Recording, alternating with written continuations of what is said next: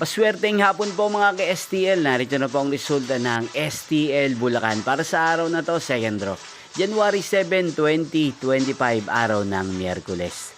Naway ang mga natayaan niyo pong mga numero kanina ay manalo nawa ngayong hapong ito, 4 PM. Kaya't kunin niyo na po ang inyong mga ticket. Narito na po ang resulta.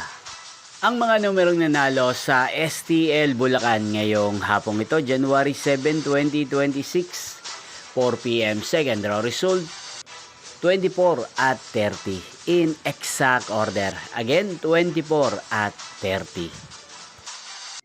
At ngayong hapong ito sa STL Bulacan, natin pong i-shoutout si Ate Sophia ng Bulacan.